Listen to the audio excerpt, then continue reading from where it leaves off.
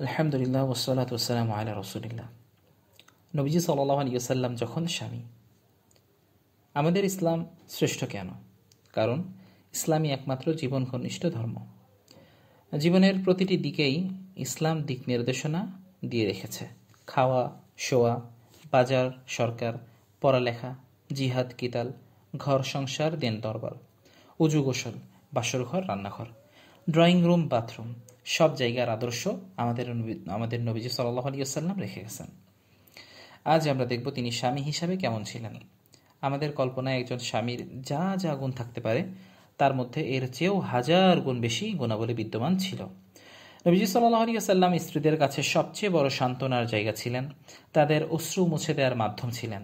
তিনি স্ত্রীদের কোনো কথাকেই হেসে উড়িয়ে দিতেন না, তাদের আবেগ মনোযোগ দিয়ে শুনতেন, তাদের মনোভার লাঘব করার চেষ্টা করতেন।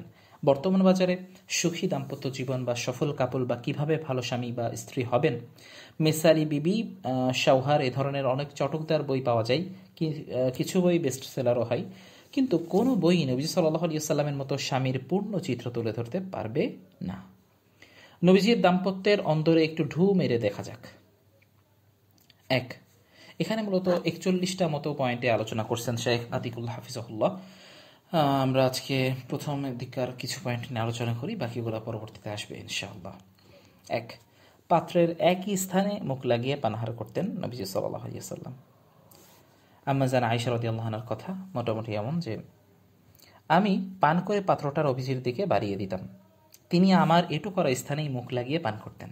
দাঁত দিয়ে গোশত ছিঁড়ে খাওয়ার পর আমার লালা লেগে থাকা স্থানেই তিনি মুখ লাগিয়ে খেতেন। সুবহানাল্লাহ। মুসলিম শরীফে আসছে ঘটনাটা। দুই, স্ত্রীর গায়ে হেলান দিয়ে বসা। আম্মা জান আয়েশা বলতেছেন রাদিয়াল্লাহু আনহা, তিনি আমি হায়েজ অবস্থায় থাকলেও আমার কোলে হেলান দিয়ে বসতেন। মুসলিম শরীফে আসছে ঘটনাটা। 3 নাম্বার, চুল আশ্রয় দেওয়া, নখ কেটে দেওয়া। আম্মা জান আয়েশা রাদিয়াল্লাহু আনহা বলতেছেন যে, তিনি মসজিদে থাকলেও জানলা দিয়ে মাথাটা আমার হুজরার দিকে বাড়িয়ে দিতেন, আমি তার চুল আছড়ে দিতাম। মুসলিম শরীফে ঘটনাটি পাওয়া যাবে ইনশাআল্লাহ। 4, নবীজি সাল্লাল্লাহু আলাইহি ওয়াসাল্লাম সারাদিন ব্যস্ত থাকতেন, ফাঁকে ফাঁকে স্ত্রীদেরকে সময় দিতেন। তবে রাতের বেলায় চারদিক নীরব হয়ে এলে তিনি আম্মা জান আয়েশা রাদিয়াল্লাহু আনহার সাথে ঘুরতে বের হতেন, হাঁটতে হাঁটতে কথাবার্তা বলতেন। বুখারীতে আসছে ঘটনাটা। সুবহানাল্লাহ, কত চমৎকার, আল্লাহু আকবার। 5, স্ত্রীদের সাথে নবীজি হাসি মজা করতেন, ভালোবাসতেন। তিনি শুধু নিজেই গল্প করতেন তা নয়, স্ত্রীদের কাছ থেকেও গল্প শুনতেন। একবার আম্মা জান আয়েশা রাদিয়াল্লাহু আনহা তাকে শুধালেন, ইয়া রাসূলুল্লাহ সাল্লাল্লাহু আলাইহি ওয়াসাল্লাম, ধরা যাক আপনি উট নিয়ে কোনো এক চারণভূমিতে গেলেন,